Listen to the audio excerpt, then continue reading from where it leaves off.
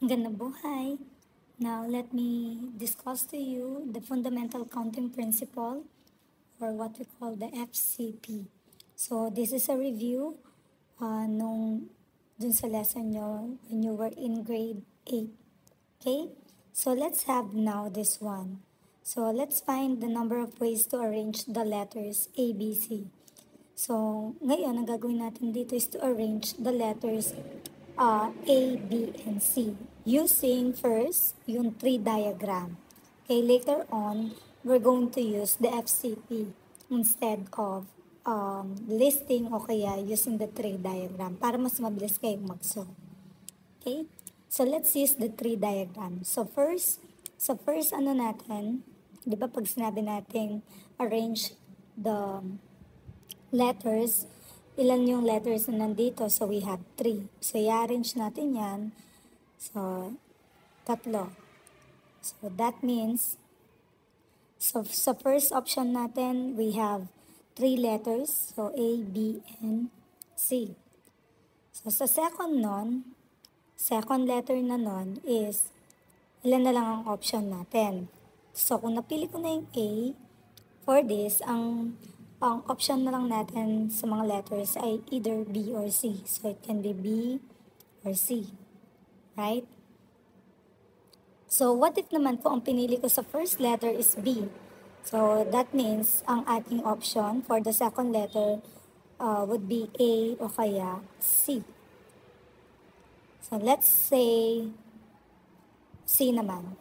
So, kung ang first letter ko is C, my options ay either B o kaya either A or B.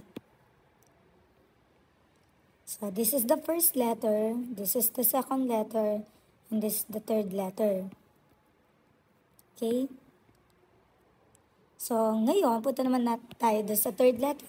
So, if my first option is A, second option is B, ang last option ko na lang for the third letter is C. So, that's the first way. So, meron na ako dyan na A, B, and C. Okay? Next naman, first letter natin is A, second is C. So, ang other option ko na lang, ang natitirang letter na lang is B. So, ngayon, we can also use the listing method. So, yung first natin na nakuha na possible way ay A, B, and C. That's the first way.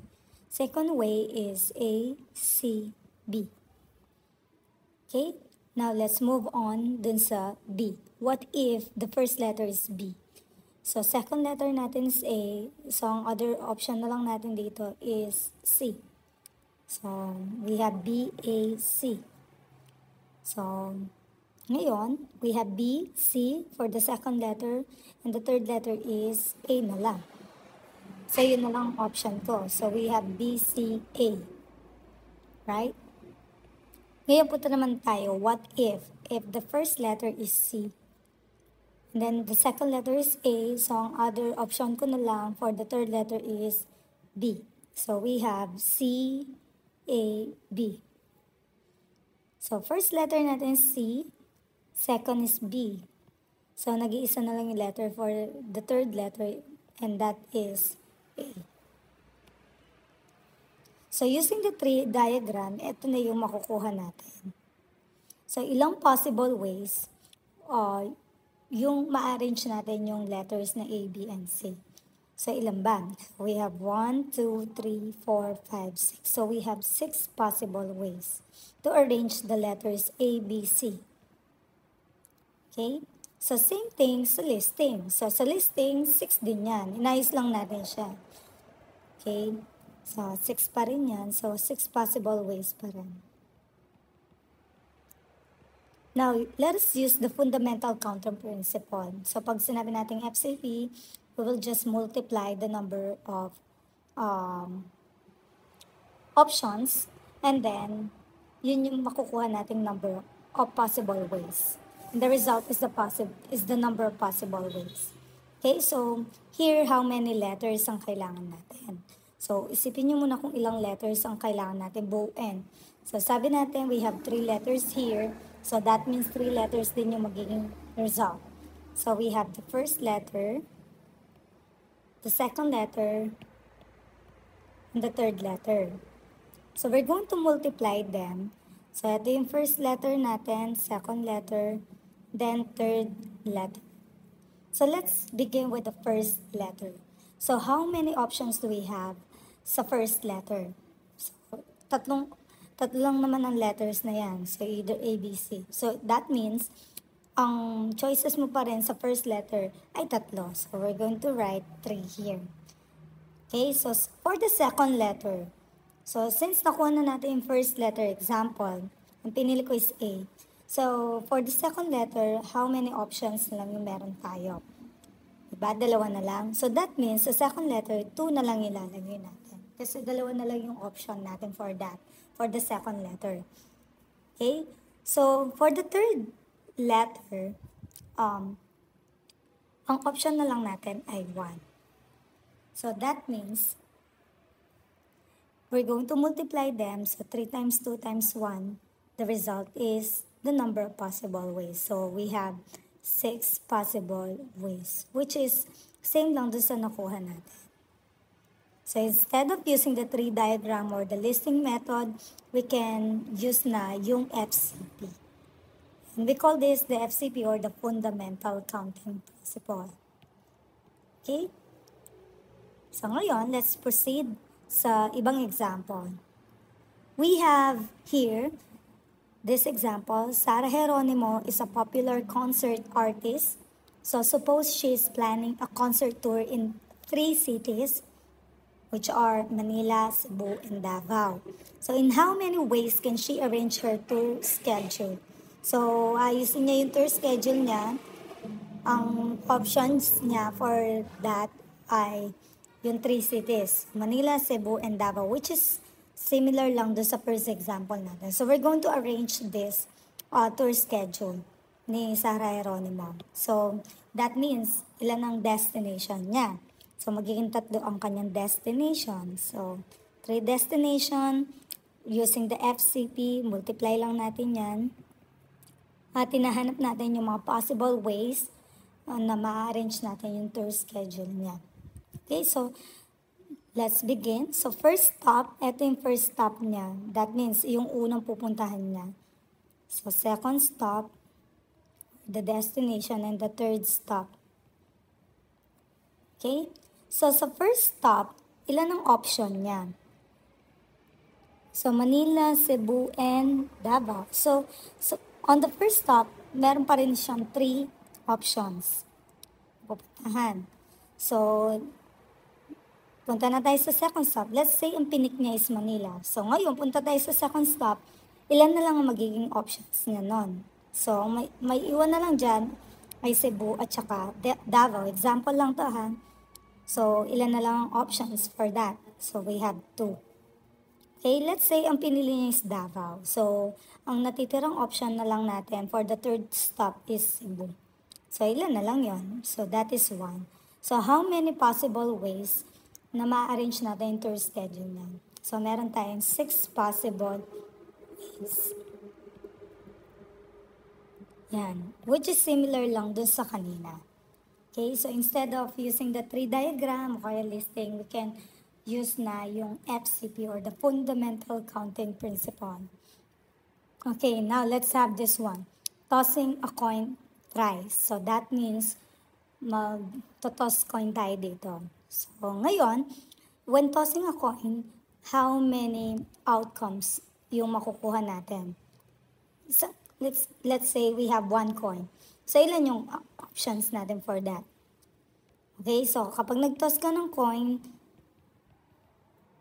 magiging options lang natin, magiging outcome natin ay either head or tail. Tama? So, ngayon, 3 beses kang magtotoss ng coin. So, for the first toss, ilan ang option mo for that?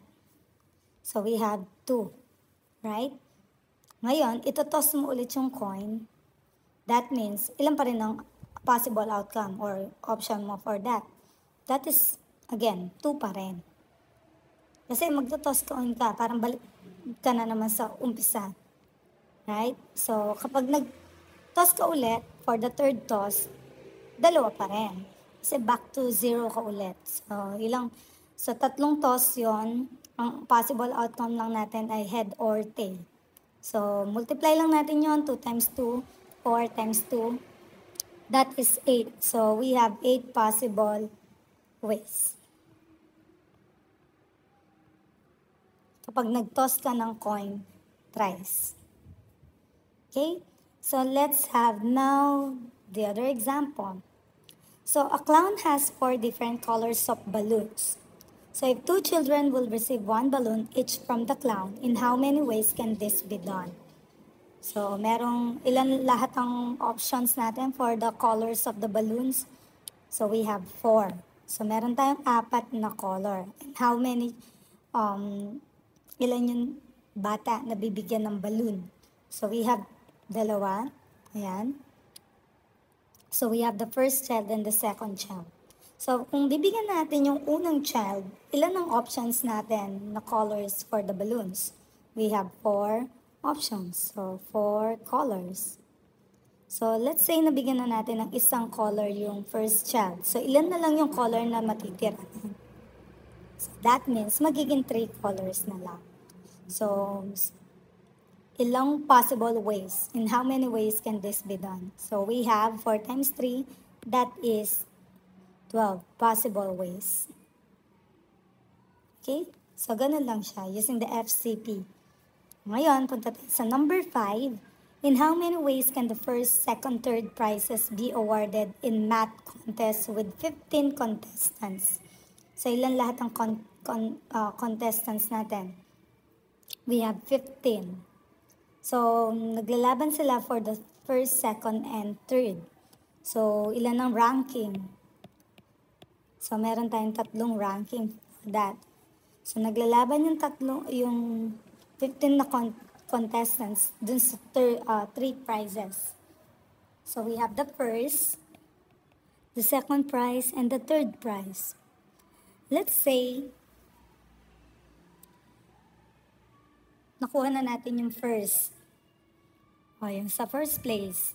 So, ilan ang option natin for the first place? Or sabihin na natin third place. So, ang option na lang natin for that, ang option natin for the contestants ay 15 pa rin. Pwede naman baligtad to. Let's say dito, 15. Ayan. Ngayon, tinawag na yung second. So, ilan na lang matitira doon sa 15 contestants natin or participants. So, magiging 14 na lang yan. Okay, so from 14, kung tatawagin na lang yung first, ilan na lang yung option natin na participants or contestants. We have 13. Okay, ngayon, compute natin yan. We have 15 times 14 times 13. That is 2,730. So, ayun yung 2,730 possible ways. Okay, so possible ways. Okay, next let's have number 6. So, Lucky Chinatown Mall is offering a date night special. So, syempre, pipili ka ng isang movie from 4 choices. So, yung unang option natin ay movie. Okay, so second is restaurant from 6 choices.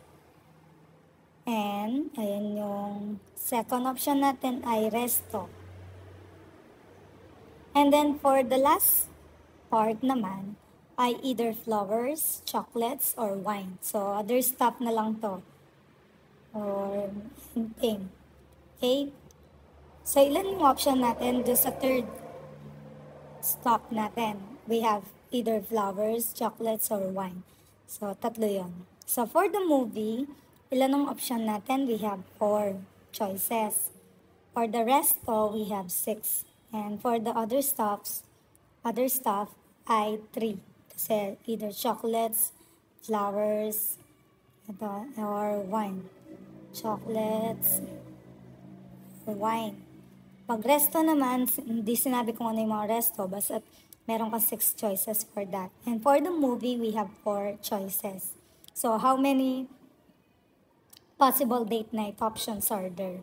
So, multiply lang natin yon. So, 4 times 6 ay 24 times 3. So, we have 72 possible ways or possible options.